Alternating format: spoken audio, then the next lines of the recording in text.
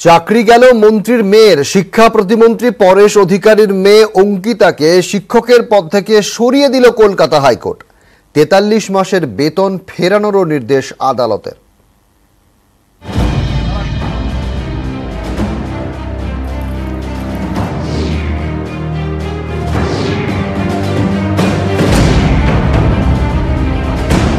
বাবা শিক্ষা প্রতিমন্ত্রী, মেয়ে সরকারি স্কুলের শিক্ষক।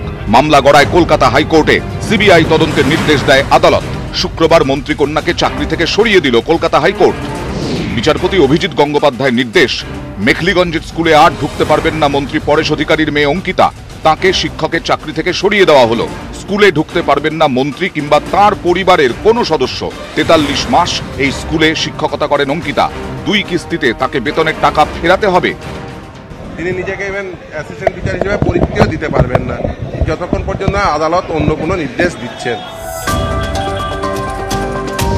2018 সালের 24শে নভেম্বর মেখলিগঞ্জের এই স্কুলে রাষ্ট্রবিজ্ঞানের শিক্ষক হিসেবে যোগ দেন পরেশ অধিকারীর মেয়ে অঙ্কিতা।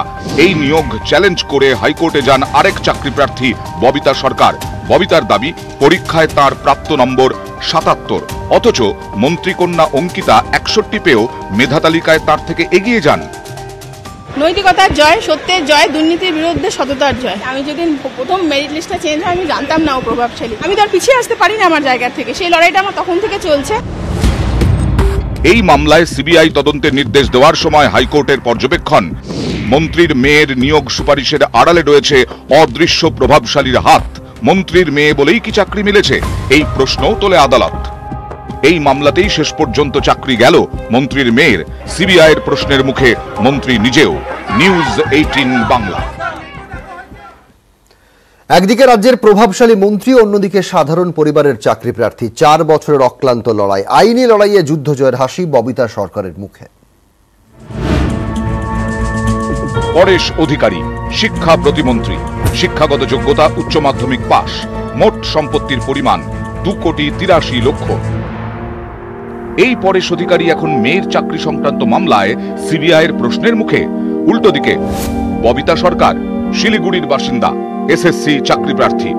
শুক্রবার ববিতার মুখে জয়ের হাসি, কারণ তার করা মামলাতেই চাকরি গেল মন্ত্রীর মেয়ের।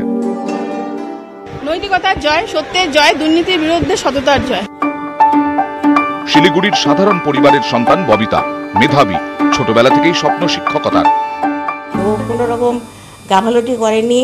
ও একাই নিজে গার্জেন, নিজে পড়াশোনা করেছে, এমনকি রান্না করে খেয়েছে। ওর একই কথা, মা আমি তোমার সম্মান রাখলাম মনে হয় মা। আমার ছোট বোন অনেক কষ্ট করে পড়াশোনা করেছে। আমার বাবা মারা গেছে, বোন যখন ছোটো ছিল তখন আমার বাবা মারা গেছে। মা আর আমি অনেক কষ্ট করে বোনকে পড়াশোনা করেছি, তাতে আমরা অনেক দুঃখিত ছিলাম। কিন্তু আজকে এই জায়গায় এসে আমরা খুব খুশি। তিলে তিলে এগিয়ে যাওয়া লক্ষ্যের পথে। এসএসসির পরীক্ষায় বসা, পাশ করা, কিন্তু মেধা তালিকায় জায়গা পেলেও চাকরি পাননি ববিতা। চাকরিটা পান শিক্ষা প্রতিমন্ত্রী পরেশ অধিকারীর মেয়ে। ববিতা পেয়েছিলেন 77, মন্ত্রীর মেয়ে অঙ্কিতা 61। নম্বর কম পেলেও চাকরিটা মন্ত্রীর মেয়েই পান। এর বিরোধিতায় আদালতের দ্বারস্থ হন ববিতা। শুরু হয় আইনি লড়াই। আমার মতো যদি কারো পয়েন্ট থাকে তারা অবশ্যই মহামান্য হাইকোর্টের দ্বারস্থ হোক। লড়াই করতে নেমে জানতে পারেন উল্টো দিকে রাজ্যের প্রভাবশালী মন্ত্রীর মেয়ে। তাতেও দমেননি ববিতা, লড়াই চালিয়ে যান। যেদিন প্রথম মেরিট লিস্টটা চেঞ্জ হয় আমি জানতাম না ও প্রভাবশালী। তারপর তো আমি জানতে পারি, সেটা আমি আগেই করে ফেলেছি। তখন তো আমার মনে কোনো ভয় ছিল না। আমি তো আর পিছিয়ে আসতে পারি না আমার জায়গা থেকে। সেই লড়াইটা আমার তখন থেকে চলছে। 2018 থেকে টানা লড়াই, আদালতে, ধর্ণা মঞ্চে, অবশেষে জয়ের হাসি। নিউজ 18 বাংলা।